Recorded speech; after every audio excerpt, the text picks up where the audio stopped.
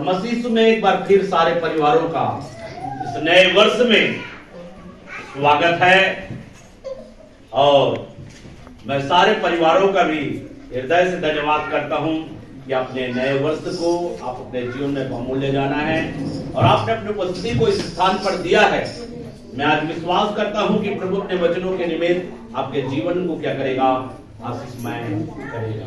Hallelujah. तो आइए मेरे प्रियो, हम ज्यादा समय नहीं लेंगे और इस वक्त उत्पत्ति की पुस्तक 26 अध्याय, उत्पत्ति की पुस्तक 26 अध्याय को आप लोग निकालिए। 26 अध्याय, उत्पत्ति की पुस्तक 26 अध्याय और उसका 12 पद पढ़ देंगे। फिर इसहाक ने उस देश में जोता बोया और उसी वर्ष में 100 गुना फल पाया और यहोवा ने उसको आशीष दी। और परमेश्वर यहोवा ने इसहाक को आशीष दी। मेरे प्रियो, यहां पर देखिए इसहाक क्या कर रहा है, जोता बोया। इसहाक क्या कर रहा है, फसल बोया। मेरे प्रियो, जब इसकी हिस्ट्री में जाएंगे, जब इस अध्याय को आप पढ़ेंगे तो इसहाक जो है गरार में रहता था। कहां रहता था? गरार। जैसे आपके गांव का नाम है, आप लोग अलग अलग गांव से आए हुए हैं, वैसे ही इसहाक जो है गरार में जाकर क्या हो गया, बस गया।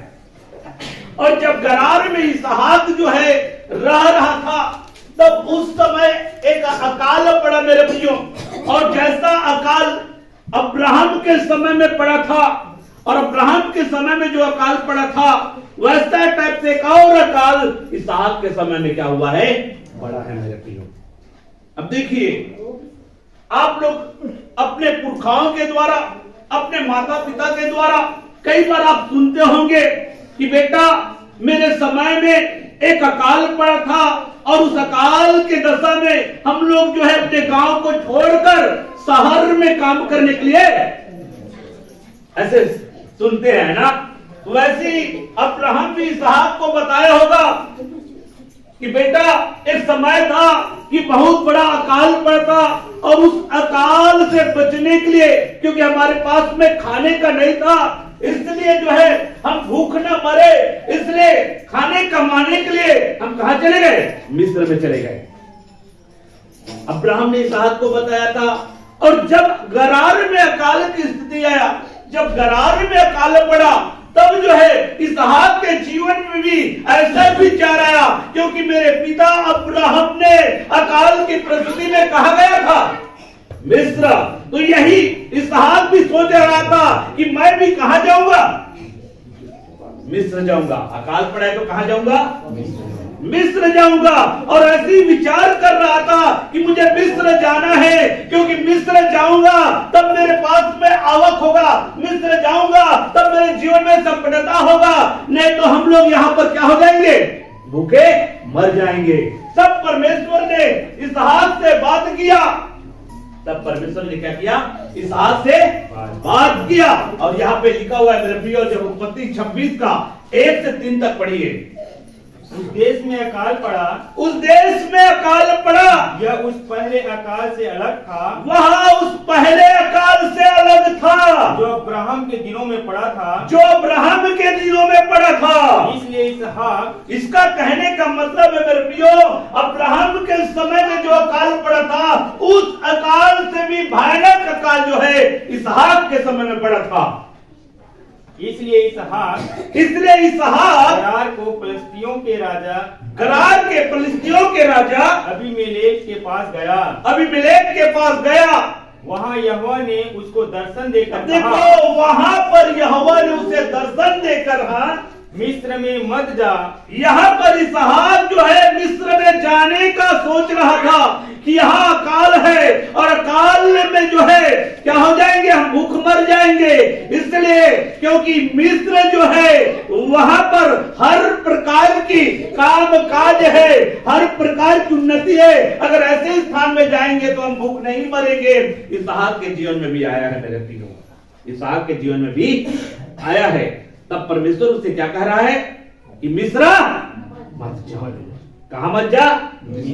परमेश्वर उनको कहता है मिस्र।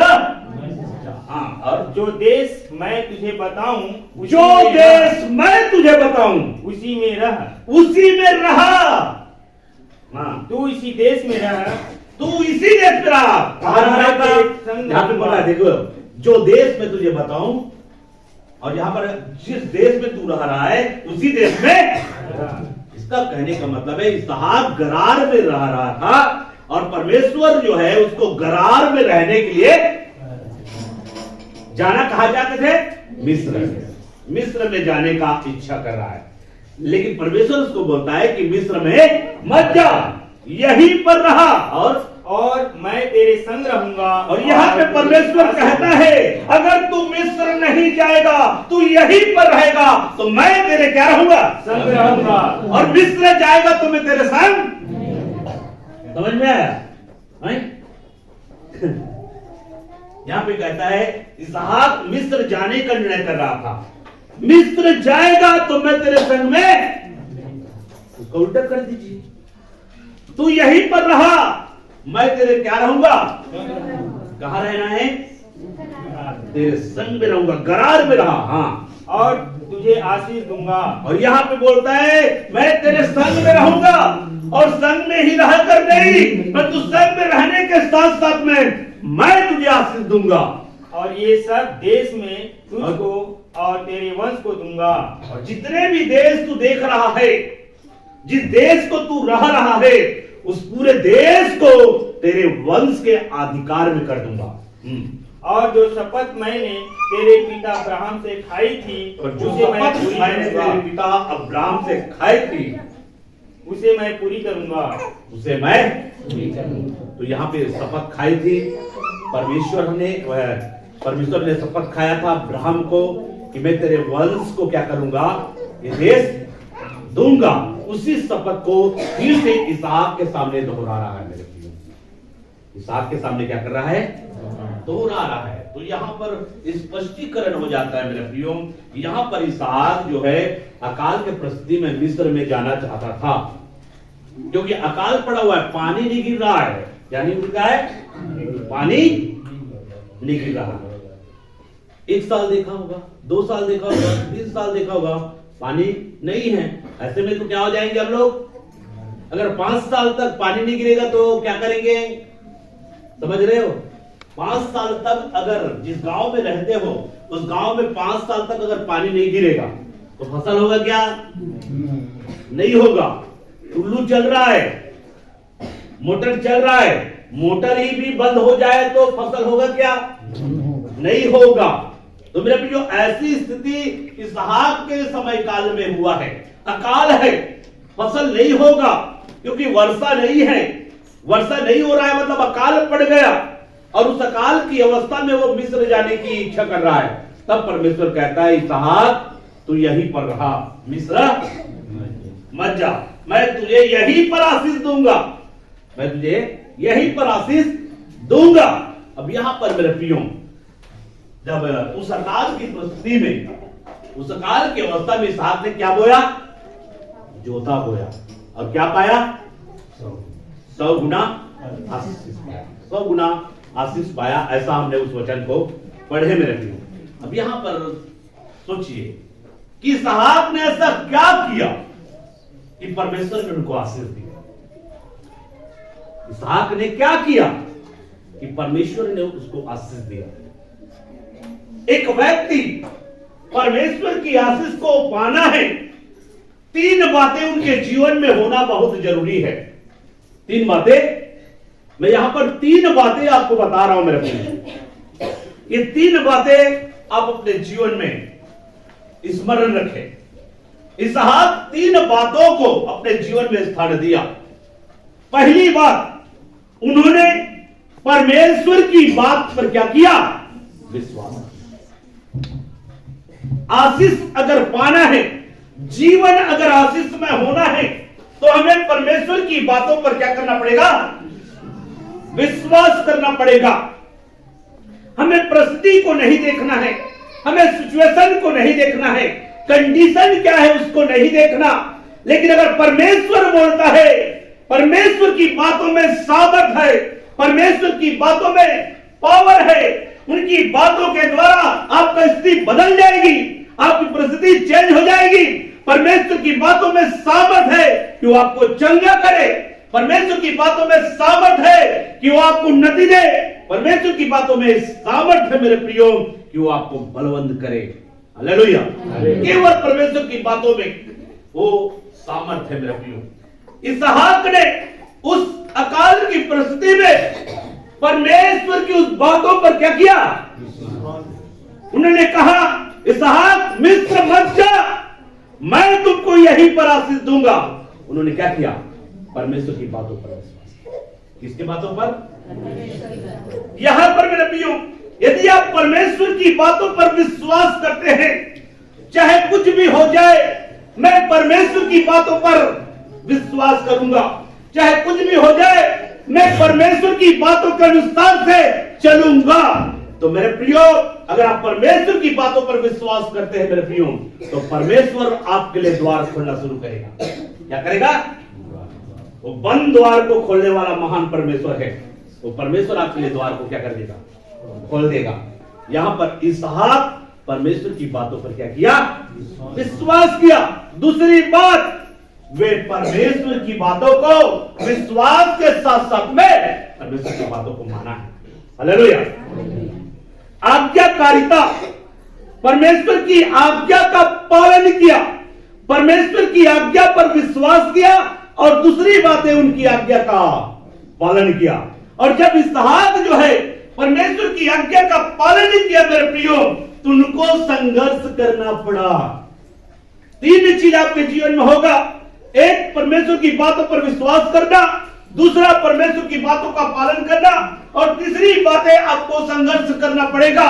और जब आप संघर्ष करेंगे मेरे प्रियो, तब परमेश्वर आपको आशीष करेगा। क्या करेगा? आशीष करेगा। देखो,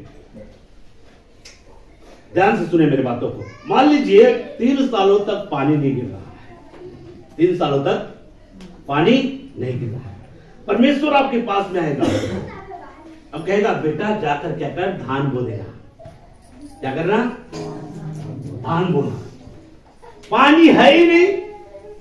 आप जो है कामदा भैया को फोन लगाया, कामदा भैया हमारे खेत में आइए और थोड़े से क्या करना? जोत देना, क्योंकि हमको क्या करना है। तो कामदा भैया क्या कहेगा आपको? क्या बेवकूफ की तरह काम कर रहे हो, है? पानी भी नहीं है, फालतू खर्च कर रहे हो। मैं ट्रैक्टर लेकर आऊंगा, आपके खेतों में जोताई करूंगा, पानी तो गिरेगा नहीं तो फसल कहां से होगा? आपको मजाक बनाएंगे कि नहीं बनाएगा? लोग आपके विषय में बातें करेगा। क्या बातें करेगा? उसका दिमाग क्या हो गया है? परमेश्वर को मानकर उसका दिमाग क्या हो गया है? खराब हो गया है। पता नहीं वो कौन परमेश्वर है, इनको ऐसा बोल दिया कि तू जा आप खेत बो, तू जा आप क्या कर? जोताई कर, उसमें धान छींट। और ये क्या कर रहा है? इस अकाल की परिस्थिति में ये क्या कर रहा है? धान बोने निकला है, फसल बोने निकला है। फसल तो होगा नहीं मेरे प्रियो। जब वो फसल को बोया होगा, तब इसहाक के पास में गया होगा, तुम्हारे खेत में पानी गिरा है क्या? क्योंकि आप तो बोकर आए हैं, पानी नहीं गिरेगा तो फसल कहां से होगा? उनको मजाक बनाया होगा। स्टार्टिंग में मेरे प्रियो, परमेश्वर वो सब कुछ कर सकता है। परमेश्वर अपने वचनों में कहता है, मैं समय पर क्या करूंगा? मैं समय पर मैं बरसाऊंगा। परमेश्वर सब कुछ कर सकता है मेरे प्रियो। इसलिए इसहाक को परमेश्वर की बातों पर विश्वास करने के साथ, उनके बातों को पालन करने के साथ उनको संघर्ष करना पड़ा। बिना संघर्ष आपको आशीष नहीं मिल सकता। आशीष अगर चाहिए आपको संघर्ष करना पड़ेगा। उस बातों में आप ना बना रहे, उस बातों के अनुसार से आप ना चले, इसलिए कई लोग जो है आपको जो है रोक टोक करेंगे, कई लोग जो है आपको बोलेंगे, कई लोग आपको मूर्ख बोलेंगे, कई लोग जो है आपको फालतू बोलेंगे, कई प्रकार की बातें आपको बोलेंगे, ताकि आप परमेश्वर की बातों पर विश्वास न करें। इसहाक ने परमेश्वर की बातों पर विश्वास किया, उनके बातों का पालन किया और संघर्ष किया। अगर मेरे प्रियो आप भी परमेश्वर की बातों पर विश्वास करते हैं और उनका पालन करते हैं, और पालन करने के द्वारा कई प्रकार का जो है आपके जीवन में क्या आएगा, बातें आएगा मेरे प्रियो। कई प्रकार के लोग आपको बोलेंगे, क्या परमेश्वर के वचन का पालन कर रहा है, क्या प्रभु की बातों को मान रहा है, क्या प्रभु कहता है तेरे को कुछ नहीं मिलेगा। मेरे प्रियो आपको मजाक बना सकते हैं, आपकी निंदा कर सकते हैं, लेकिन अगर आप परमेश्वर की बातों में विश्वास करते हैं, उनके बातों का पालन करते हैं और संघर्ष करने के लिए अपने जीवन को दे दिए हैं, तो निश्चय जाने आपको आशीषित होने से कोई भी आपको रोक नहीं सकता। आप एक आशीषमयी व्यक्ति होंगे मेरे प्रियो। और इसहाक के विषय में बोला गया है, इसहाक जो है परमेश्वर की आशीर्वाद से उन्नति करते गया है, और वो क्या हो गया, बहुत ही प्रभावशाली हो गया। एक व्यक्ति प्रभावशाली तभी होता है जब उनके जीवन में क्या जाए, संपन्नता आ जाए। हालेलुया। उनके जीवन में क्या जाए, संपन्नता अगर आता है मेरे प्रियो, तब वो जो प्रभावशाली होना शुरू हो जाता है, प्रभावशाली बन जाता है। इसलिए मेरे प्रियो परमेश्वर आपको प्रभावशाली बनाएगा। आपके सामने कोई खड़ा नहीं रह पाएगा मेरे प्रियो, जब आप परमेश्वर की बातों पर विश्वास करेंगे, उनके बातों का पालन करेंगे और क्या करेंगे, संघर्ष करेंगे। तो 3 बातें यहां पर है मेरे प्रियो। पहली बात, इसहाक ने परमेश्वर की बातों पर विश्वास किया। दूसरी बात, इसहाक ने परमेश्वर की बातों को माना। और तीसरी बात, इसहाक ने किसी की परवाह नहीं किया, परंतु केवल संघर्ष किया, किसी की परवाह नहीं किया। उन्होंने परमेश्वर की बातों पर विश्वास किया। लोग मेरे को क्या कहेंगे, मुझे कोई फर्क नहीं पड़ता, क्योंकि मैं जिस परमेश्वर की बातों पर विश्वास कर रहा हूं वो कोई साधारण परमेश्वर नहीं, परंतु स्वर्ग और पृथ्वी का क्या है, स्वामी है।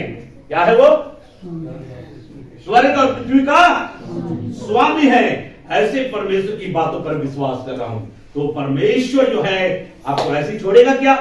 परमेश्वर पर विश्वास करोगे तो परमेश्वर आपको जा भर ऐसा छोड़ेगा क्या? नहीं। परमेश्वर जो है आपके जीवन में प्रमाणित करके दिखाएगा कि सचमुच में वो जीवित और जिंदा परमेश्वर है। हालेलुया। जीवित और जिंदा परमेश्वर है। एक वचन और पढ़ दीजिए, मरकुस की पुस्तक 4:8।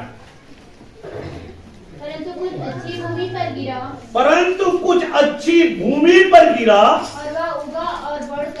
और वह उगा और बढ़कर फलवंत हुआ। यहाँ पे बीज के विषय में बोल रहा है, बीज के विषय में बोला। कुछ बीज क्या है, अच्छी भूमि पर गिरा और वह बढ़कर क्या हो गया, फलवंत। हाँ, फलवंत हुआ। और कोई 30 गुना, कोई 30 गुना, कोई 60 गुना, कोई 60 गुना, और कोई 100 गुना फल लाया। कोई 100 गुना फल लाया, कोई 100 गुना फल लाया मेरे प्रिय। यहाँ पर देखिए, अच्छी भूमि, यहाँ पर अच्छी भूमि जो वचन को सुनकर क्या करता है, अच्छी भूमि वो है जो परमेश्वर के वचन को सुनकर क्या करता है, विश्वास करता है। यहाँ पर अच्छी भूमि पर बीज क्या हुआ है, गिरा। अच्छी भूमि पर बीज गिरा और वे बढ़कर क्या हो गया, और कितने गुना, 30 गुना, 60 गुना और 100 गुना फलाया। अच्छी भूमि के वे हैं जो परमेश्वर की बातों पर क्या करते हैं, विश्वास करते हैं। परमेश्वर की बातों पर क्या करते हैं, विश्वास करते हैं, और परमेश्वर के बातों का क्या करते हैं, पालन करते हैं, और किसी की परवाह नहीं करता, परंतु वो क्या करता है, वो है अच्छी भूमि। वो क्या है, अच्छी भूमि। जो मरकुस की पुस्तक में बताया मेरे प्रियो, अच्छी भूमि पर जो बीज पड़ा बीज बहुत जगहों पर पड़ा। बीज रास्ते के किनारे पड़ा, बीज पथरीली भूमि पर पड़ा, बीज झाड़ियों की भूमि पर पड़ा, और बीज अच्छी भूमि पर पड़ा। और अच्छी भूमि वाला क्या लाया? फलवंत हुआ। और बाकी 3 भूमि पर जो बीज गिरा वो फलवंत हुआ क्या? नहीं हुआ मेरे प्रियो। इसलिए अच्छी भूमि के वे हैं जो परमेश्वर की बातों पर क्या करते हैं? विश्वास करते हैं और परमेश्वर की बातों का पालन करते हैं और किसी की परवाह नहीं करता, परंतु क्या करता है? परमेश्वर की बातों को विश्वास करके स्थान देने के द्वारा परवाह नहीं करता कि लोग उनके विषय में क्या सोचेंगे, मेरा परमेश्वर मेरे विषय में क्या सोचेगा। इस विचार को अपने जीवन में स्थान देता है। हालेलुया। अगर मैं प्रभु पर विश्वास करता हूं, प्रभु की बातों को मानता हूं, तो मेरा परमेश्वर मुझको अच्छा समझेगा। मेरा परमेश्वर मुझको अच्छा समझेगा। लोग क्या समझते हैं कोई परवाह नहीं करता, उसकी मेरे को परवाह नहीं है। मैं सच्चाई के मार्ग में चलूंगा। सच्चाई में चलने से मेरे प्रियो परमेश्वर आपको क्या करेगा? आशीष करेगा। परमेश्वर का वचन सत्य है, परमेश्वर का वचन सच्चाई है, और उस सच्चाई में अगर आप मन लगाएंगे, उस सच्चाई को अपने जीवन में स्थान देंगे, उस सच्चाई में आप चलेंगे मेरे प्रियो। और सच्चाई में चलने वाले लोग परवाह नहीं करते कि लोग क्या कहेंगे। सत्य मार्ग में चलने के लिए किसी का परवाह ना करें मेरे प्रियो। आप किसी को ना देखें कि लोग आपको क्या कहेंगे। सच्चाई के मार्ग में चलने से हो सकता है लोग आपको कई प्रकार की बातें कहे, लेकिन उसकी अगर परवाह करोगे मेरे प्रियो तो आप जो सच्चाई के मार्ग में नहीं चल पाओगे। सच्चाई के मार्ग में चलने के लिए आपको क्या करना पड़ेगा? संघर्ष करना पड़ेगा। क्या करना पड़ेगा? संघर्ष करना पड़ेगा। इसलिए अगर आप 2023 में अगर आप भी इसहाक के समान जो है 100 गुना आशीष अगर पाना चाहते हैं, क्या 100 गुना आशीष आपको चाहिए? चाहिए कि नहीं चाहिए? चाहिए। 100 गुना आशीष अगर आपको चाहिए, 30 गुना, 60 गुना, 100 गुना, तीनों में से 30 गुना, 60 गुना और 100 गुना, ये तीनों आशीष में से कोई भी आशीष आपको चाहिए। कोई 30 गुना आशीष लाएगा, कोई 60 गुना और कोई 100 गुना आशीष पाएगा मेरे प्रियो। अब उनके विश्वास के आधार पर है, जैसा वो विश्वास करता है और विश्वास के साथ में जो है वो कर्म करता है, मतलब विश्वास के साथ में पालन करता है और पालन करने के द्वारा संघर्ष करता है, और वही जो है उनके लिए आशीष को लाता है। 30 गुना, 60 गुना, 100 गुना। अगर आप 2023 में 60 गुना, 30 गुना, 100 गुना अगर आशीष आप लेना चाहते हैं तो आपको 3 बातों को अपने जीवन में स्थान देना होगा। सबसे पहली बात, मैं परमेश्वर की बातों पर क्या करूंगा? मैं किसकी बातों पर विश्वास करूंगा? परमेश्वर की बातों पर विश्वास करूंगा। और किसकी बातों का पालन करूंगा? परमेश्वर की बातों का पालन करूंगा। और परमेश्वर की बातों को पालन करते हुए मैं क्या करूंगा? हर एक संघर्ष करने के लिए तैयार रहूंगा। तब मेरे प्रियो आप इस 2023 में 30 गुना, 60 गुना और 100 गुना फल लाएंगे। 30 गुना, 60 गुना, 100 गुना फल लाएंगे। अगर आप ऐसा वचनों को अपने जीवन में स्थान देंगे मेरे प्रियो, आप स्वयं देखने पाएंगे परमेश्वर की सामर्थ्य काम को, परमेश्वर के अद्भुत कामों को। परमेश्वर आपको कैसा बढ़ाता है, कैसा उन्नति देता है, परमेश्वर आपको कैसा सक्सेसफुल करता है, तो अपने जीवन में स्वयं अनुभव करेंगे मेरे प्रियो, क्योंकि वो जिंदा परमेश्वर है। और जैसे कि अब मैं उदाहरण देता हूं, बाइबल में आप कई ऐसे कैरेक्टर को देखेंगे, जैसा कि यूसुफ नाम के एक परमेश्वर के भक्त को देखेंगे। उसके पास में कुछ था क्या? उसको क्या किया? उनके भाइयों ने उनको क्या कर दिया? किसके हाथों में? मेरे हाथों में। इस्माइलियों किसके हाथों में? इस्माइलियों के हाथों में क्या कर दिया? बेच दिया। अब बेचने के बाद में उसके पास में कुछ है क्या? क्या है वो? शून्य। क्या है? खाली। अब उसको ले गया यूसुफ को। कहां ले गए? मिस्र में। कहां गए वो? मिस्र में। अब यूसुफ को मिस्र में ले जाने के बाद में अब क्या है? उन्होंने खरीदा है। अब खरीदा है तो उसको भी क्या चाहिए, पैसा चाहिए। अब वो क्या कर रहा है, यूसुफ को बेचना चाहता है। अब वो किसके पास में पहुंचेगा, पोतीफर। उसको किसके पास में बेचा, पोतीफर के पास में। अब पोतीफर जो है खरीदने वाला क्या करेगा, जैसे जानवर खरीदते नहीं, भैंसा खरीदते कि नहीं खरीदते, हाँ अंकल खरीदता है, मतलब भैंसा भैंसी जो भी है तो क्या करते हैं, उसके दांतों को देखेंगे, कितना दांत है ऐसा देखते नहीं। वैसे ही जब मनुष्यों को बेचा जाता है, उस समय गुलाम के रूप में दिया जाता है, तब उसको जांचते हैं ठीक ठाक है कि नहीं। कई बार उसको मार कर देखते हैं ठोस है कि नहीं, है ना। उसके दांतों को देखते हैं, उनका दांत जो है सही तो है कि नहीं है। मतलब जैसे जानवर को खरीदने से पहले उनका चेक करते हैं, वैसे उस समय जो है इंसानों को भी खरीदने के लिए क्या करते थे, चेक करते थे। अब पोतीफर उनको खरीद लिया। अब खरीद लिया तो खरीदा है तो क्या उसको आराम से बैठाकर खिलाएगा क्या, है आराम से बैठाकर खिलाएगा क्या। अब उसको क्या करेगा, खरीदने वाला उससे क्या कमाना है, पैसा कमाना है। कोई भी व्यक्ति किसी भी चीज को खरीदता है, उनका उद्देश्य होता है उस चीज से मैं क्या करूं, पैसा कमाऊं। आदमी अगर मनुष्य खरीदेगा तो उसे उसका उद्देश्य क्या होगा, उससे प्रॉफिट लेना, पैसा कमाना। तो उस समय ऐसा हो रहा था। और यूसुफ को वो खरीदा और उसके बाद में मेरे प्रियो उनको काम दिया, इस काम को करना है, इस काम को करना है। और स्टार्टिंग में उनको बहुत काम दिया करता था। और यूसुफ जो भी काम करता था वो काम क्या होता था, क्यों, उसके साथ में कौन था, क्यों उनके साथ में परमेश्वर था, क्योंकि वो परमेश्वर पर विश्वास करता था और सच्चे दिल और सच्चाई से वो परमेश्वर की बातों को वो मानता था, परमेश्वर के भय में रहता था और परमेश्वर की बातों में बने रहने के लिए वो संघर्ष करने के पीछे नहीं हटा। दुख आया, दुख को सहा, कष्ट आया, कष्ट को सहा। और एक दिन क्या बन गया, उसी मिस्र का क्या बन गया, नेता बन गया, प्रधानमंत्री बन गया। मिस्र पर दूसरे नंबर का हुकूमत करने वाला बन गया। ये उदाहरण है मेरे प्रियो, किसके द्वारा, परमेश्वर पर उन्होंने विश्वास किया।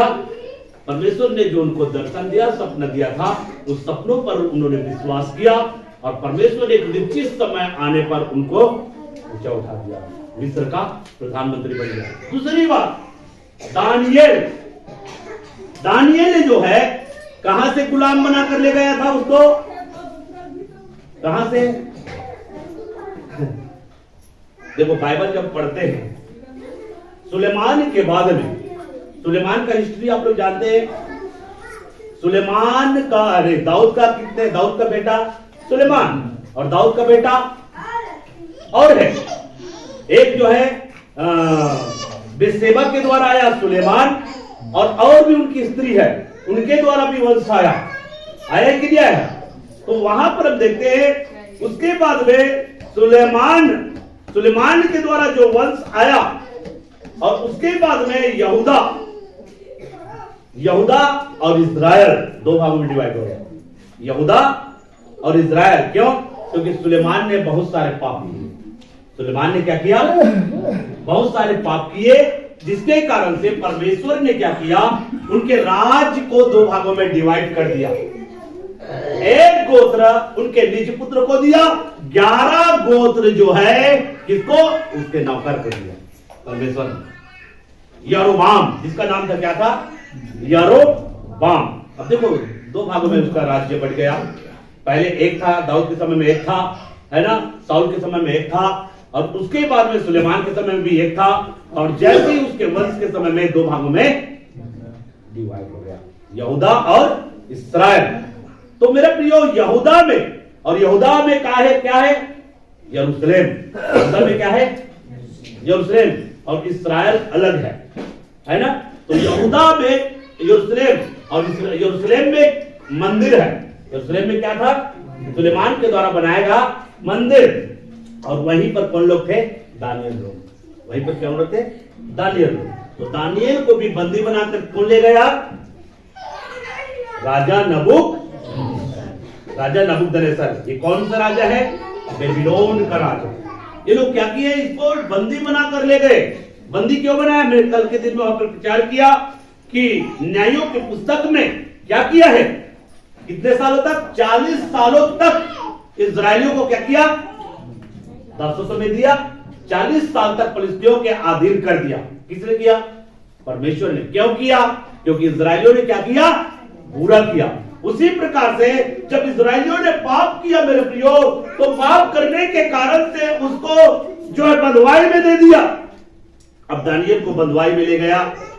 दानियल तो अच्छा व्यक्ति है, प्रार्थना करने वाला व्यक्ति है, वचन पढ़ने वाला व्यक्ति है, व्यवस्था के अनुसार से चलने वाला व्यक्ति है। उनको कहां जाना पड़ा, बंधुआई में। गेहूं के सन में कीड़ा रम जाए, जानते हो नहीं, एक कहावत है, गेहूं के सन में कीड़ा रम जाए। मेरे प्रियो, यहाँ पे इतने लोग हैं, है ना, इतने लोग हैं।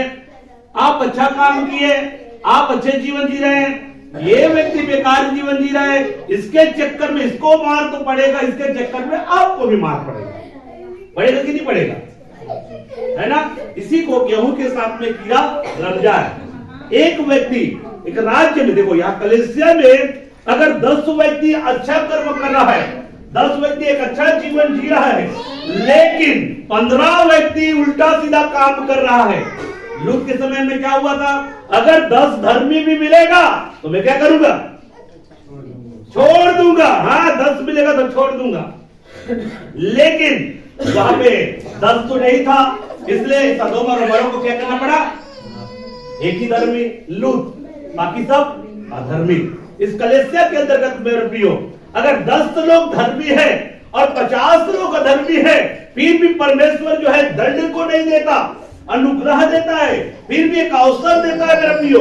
लेकिन अगर कलीसिया में धर्मी ना पाए जाए तो कलीसिया को दंडित करता है मेरे प्रियो। लेकिन वहां पर यरूशलेम में धर्मी के लिस्ट में ज्यादा लोग नहीं थे, बहुत कम लोग धर्मी थे, फिर भी धर्मियों को दासत्व में देने के बाद भी वहां पर परमेश्वर ने क्या किया, दानियल बंधुआई में गया।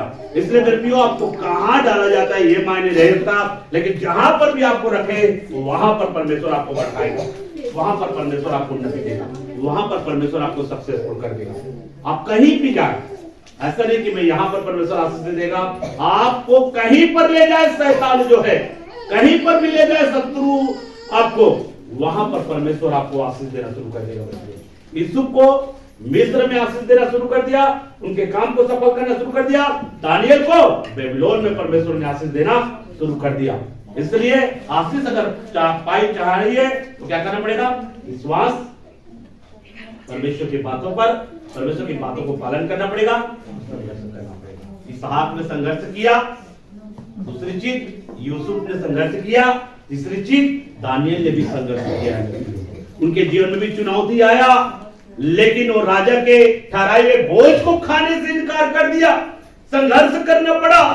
अगर मैं नहीं खाऊंगा तो राजा क्या करेगा, मेरे को मार देगा, ऐसा परवाह नहीं किया।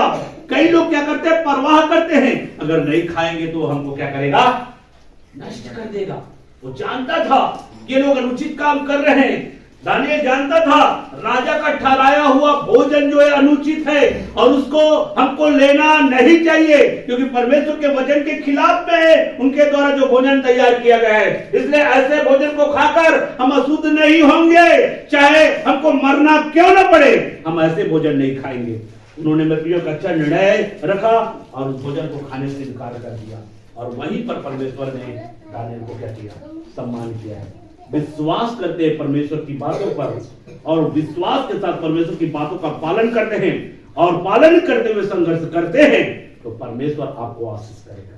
ये 2023 अगर आप अपने जीवन में एक अच्छा निर्णय ले कि मैं परमेश्वर की बातों पर विश्वास करूंगा, परमेश्वर की बातों का पालन करूंगा, परवाह नहीं करूंगा चाहे मुझे संघर्ष करना क्यों न पड़े, जब ऐसा ठान कर आप मसीह यीशु में आगे बढ़ते हैं, परमेश्वर आपका सम्मान करेगा और परमेश्वर आपको क्या करेगा, आशीष में करेगा। इन सारे बातों के द्वारा महान परमेश्वर आप लोगों को आशीष करेगा। हमें हम अपने आप